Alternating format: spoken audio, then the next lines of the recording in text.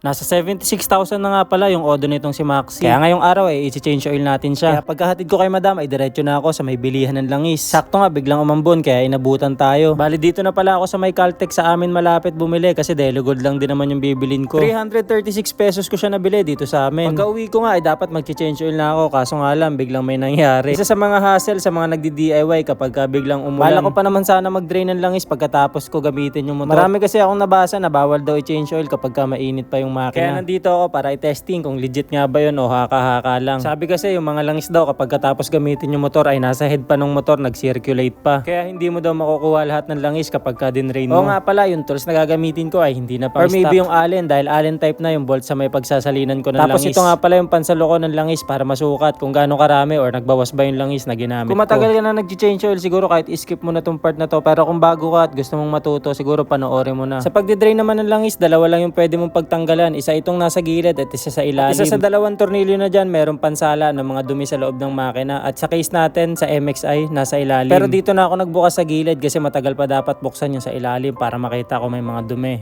Kaya ako siya tinitwist guys, tinataob yung motor pa ganito. Kasi hindi balanse yung sahig dito. So ito naka-down dito banda, ito naka-lift. Ito yung pagita no. So ginagana natin siya para yung lahat ng oils na nasa ilalim na is bumagsak dito sa may drain dito. Yan. Kaya ginagano natin siya. Hindi na natin isasagad yung pinaka dulo na part ng ng pagpatak. Iwan na natin yung rest doon kasi hindi naman siya ganun kadumi. So ang nakuha natin is 750.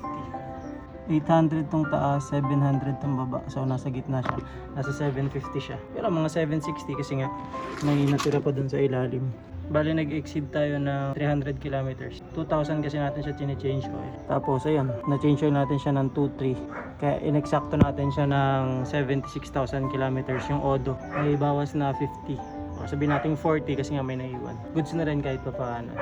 Sa pagbabalik, vice versa lang, ganun lang din. Kung paano nyo siya binaklas, ganun nyo lang din siya ikakabit. Pero bago nyo salinan ng langis na bago, ay kailangan takpan nyo muna yung drain bolt. Kasi baka makapagsalin kayo nang nakabukas yung drain bolt, masayang lang at bumagsak lang sa sahig yung langis. Inikot ko yung motor kasi medyo masikip nga yung pwesto natin, kaya tsaga-tsaga lang. Tapos ito rin yung imbudo na gamit-gamit ko kasi meron tong strainer sa loob. Delo Gold yung gagamitin natin para dito kay Maxi. Maraming nagsasabi, diesel engine oil siya. Kaya bawal siya sa mga di gasolina. Pero based on experience kasi, naging smooth to sa mga motor na napagamitan ko. Ito, nung nabaklas ko yung head nito, nung nakita ko yung piston niya yung loob, ang linis, walang sunog.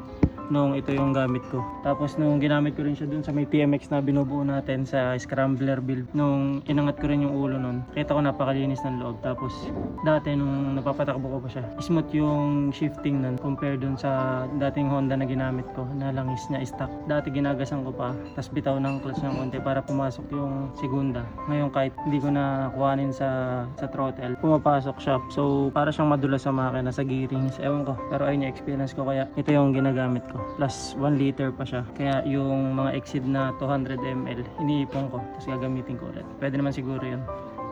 Basta dalawa lang sila ng Voyager na ginagamit ko before yung ginagamit ko ngayon. Kung ano yung available at merong stock, ayun yung ginagamit ko kasi parehas naman silang goods para sa akin. Pagkatapos paturuin at sairin yung mga natitirang langis nun sa may embudo, takip na lang sabay idle para makita kung okay ba yung takbo ng makina. Tapos pag-circulatein sa loob ng engine. Yun lang, salamat!